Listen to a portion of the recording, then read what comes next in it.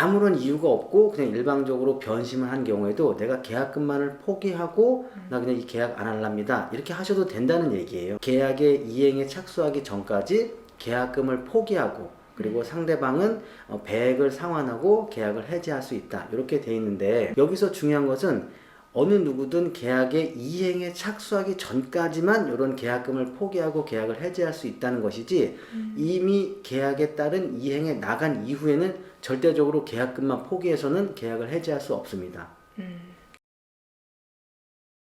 안녕하세요. 법률사무소 소연의 김 변호사. 안 변호사입니다. 네, 최근에는 아파트나 상가, 오피스텔의 분양 열기가 조금 사그러든 것 같아요.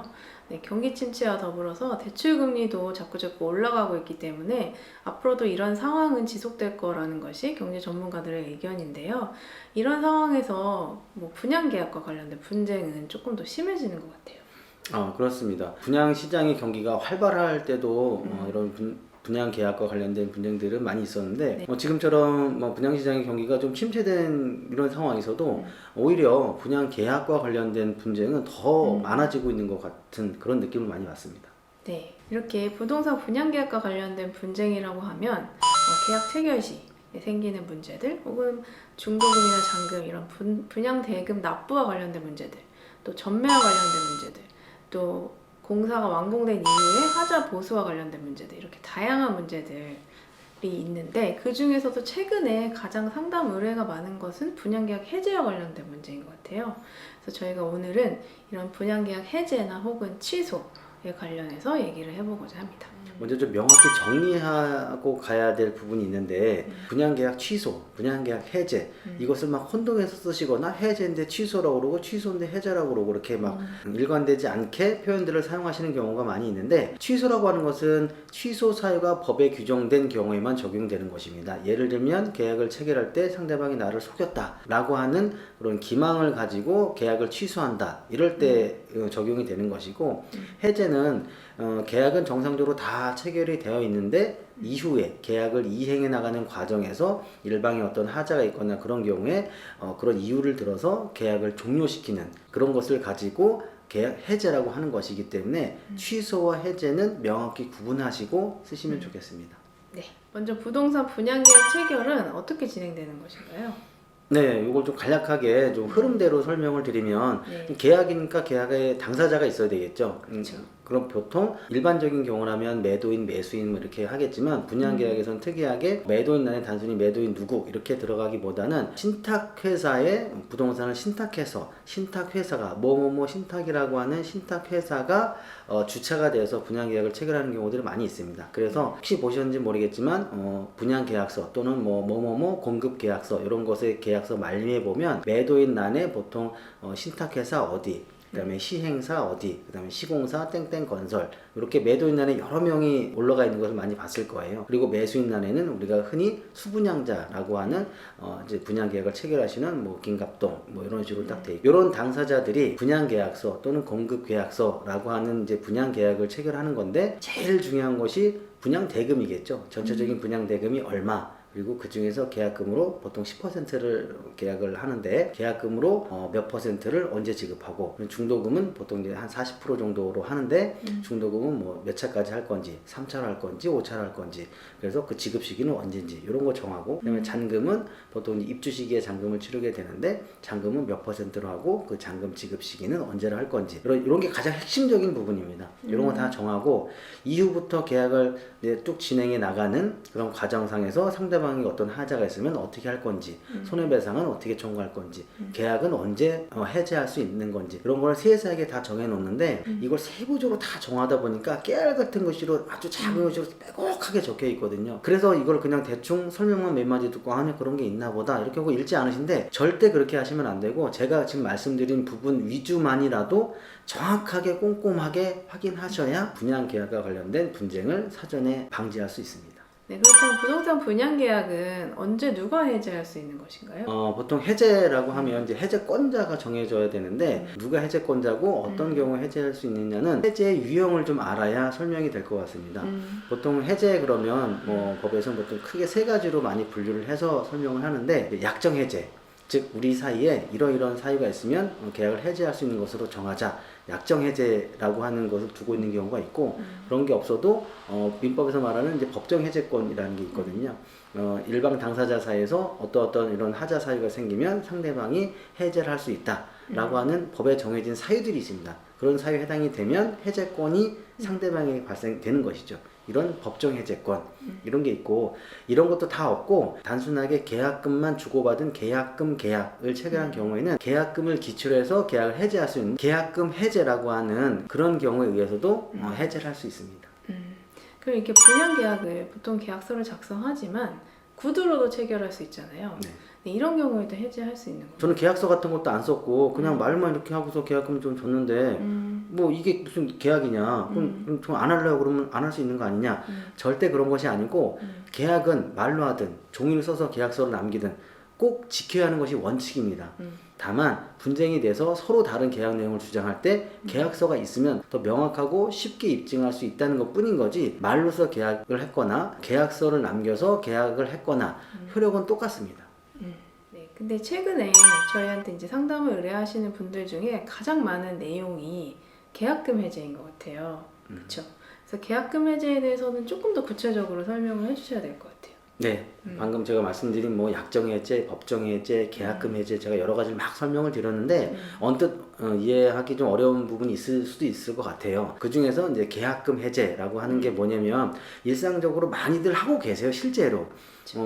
뭐 분양 계약을 예를 들면 계약금을 뭐 10% 정도 이렇게 걸고 이제 계약을 체결하는데 아무런 이유가 없고 그냥 일방적으로 변심을 한 경우에도 내가 계약금만을 포기하고 나 그냥 이 계약 안 할랍니다 이렇게 하셔도 된다는 얘기예요. 그 법의 뜻은 이것을 이제 계약금에 의한 일방적인 계약 해제 이렇게 하는데 이걸 조금 더 이제 법적인 표현을 들여서 말씀을 드리면 계약의 당사자는 계약의 이행에 착수하기 전까지 계약금을 포기하고 그리고 상대방은 배액을 상환하고 계약을 해지할 수 있다 이렇게 돼 있는데 여기서 중요한 것은 어느 누구든 계약의 이행에 착수하기 전까지만 이런 계약금을 포기하고 계약을 해지할 수 있다는 것이지 이미 계약에 따른 이행에 나간 이후에는 절대적으로 계약금만 포기해서는 계약을 해지할 수 없습니다. 분양계약을 체결하고 계약금을 1,000만 원을 지급을 했습니다. 그 상태에서 단순히 난 이 계약을 더 이상 유지하지 않겠다 그러면 1,000만 원만 포기하고 계약을 해지하면 되는 것입니다. 근데 문제는 중도금이 몇 차까지 쭉 진행되는 과정에서 단 한 번이라도 중도금이 지급됐으면 그 계약의 내용에 따른 이행이 이미 들어간 거기 때문에 그 이후에는 계약금만을 포기하고 계약을 해지하는 것은 절대적으로 안 됩니다. 이렇게 이해하시면 됩니다. 네. 그러면 계약금 해제를 하려고 할 때 분양계약의 경우에는 계약금만도 상당하잖아요. 그래서 그렇죠. 계약금도 나눠서 지불하시는 경우가 많은데 이렇게 계약금의 일부만 지급하는 경우에는 계약금 해제를 하고 싶다고 할 때 계약금 그 일부만 포기하면 되는 것인지 예를 들어서 분양대금이 2억 원 정도라고 할 때 보통 10% 정도를 계약금으로 설정하시기 때문에 2천만 원 정도 계약금이 될 텐데 2천만 원을 다 지급할 수 없기 때문에 일단은 1,000만 원 정도만 계약금으로 지급하신 거예요. 근데 계약금 내가 해제하고 싶다고 할 때 1,000만 원만 포기하면 되는 것인지 이런 거 궁금해 하시는 분들도 많은 것 같아요. 네. 그게 이제 요즘에 많이 문제가 되는데 종종 같은 경우에는 분양계약이 많이 체결이 되니까 계약금 뭐 10% 정도 이렇게 내고 계약 체결했다가 나중에 문제가 되고 이렇게 되는 경우는 많이 있었는데 지금은 그 분양계약 자체가 막 거의 없다시피 하다 보니까 분양회사에서 약간의 이제 좀 변칙적인 방법을 써서 분양금 당장 10%를 내기 어렵다고 하니까 그러면 반만 내고 반은 나중에 내라 이렇게 해서 일단 계약을 체결시키는 거예요. 그런 경우가 방금 김 변호사님 말씀하신 이제 그런 분쟁으로 발전할 여지가 있는 건데 네. 그런 유형에 대해서는 대법원 판례까지 있는 사안입니다. 근데 판례 정리는 이렇습니다. 전체적으로 정해진 계약금의 일부만을 지급하고 계약금에 기한 계약을 해지하는 경우에 현실적으로 지급했던 계약금만 포기하고 계약을 해지할 수 있는 거냐 아니면 애초에 정해졌던 원래 정해졌던 계약금 전체까지를 다 지급을 하고 계약을 해지할 수 있는 거냐 이런 게 논란이 됐었는데 대법원은 전체 원래 정해져 있던 계약금 전체를 납입해야 계약금에 의한 계약 해제를 할 수 있다 이렇게 결론을 내렸습니다. 이게 말이 좀 어려운데요. 방금 김 변호사님이 말씀하신 걸 예를 들어서 하면 계약금이 2천만 원인데 그중에 일부인 1,000만 원만 냈습니다. 근데 그중에 제가 마음이 바뀌어서 이 계약 안 할랍니다. 그러면 1,000만 원만 포기하고 계약을 해지할 수 있는 것이 아니라 원래 정해졌던 2천만 원을 다 맞춰놓고 계약을 해제해야 되는 것이기 때문에 1천만 원을 더 주고 그리고 나서 계약을 해제할 수 있는 것입니다. 네, 그러면 계약금을 이제 전부 지급을 했을 때 내가 계약금 해제를 하고 싶다라고 해서 계약금 해제를 하려고 할 때 이 계약금을 무조건 전부 몰치당하거나 포기해야 되는 것인가요?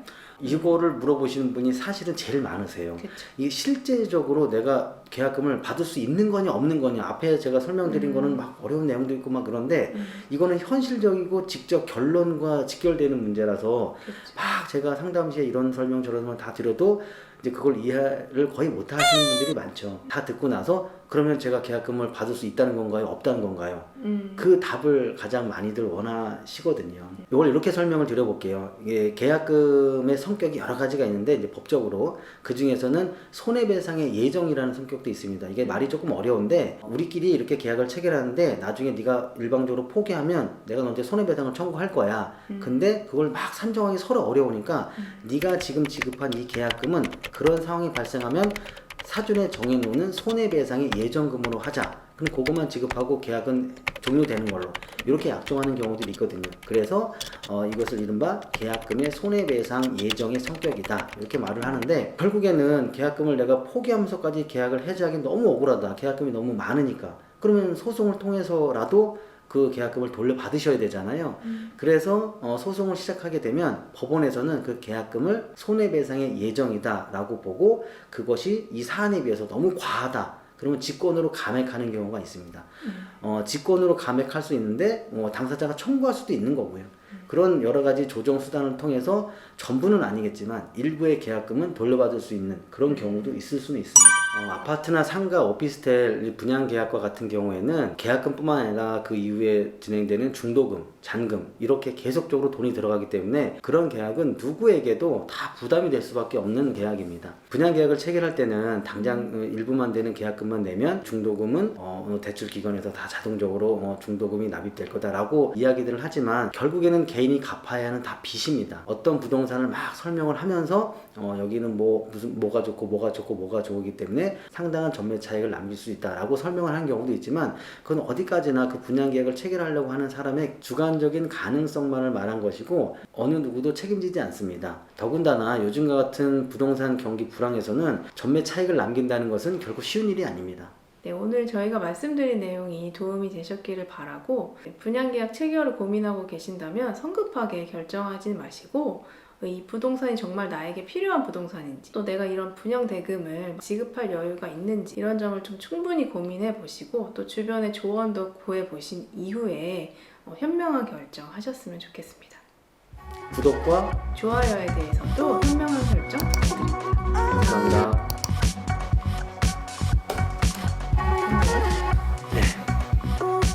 영상이 걱정이 되는 거예요. 영상이 현명해야 되는데 영상을 현명한 영상이 나와야 되는데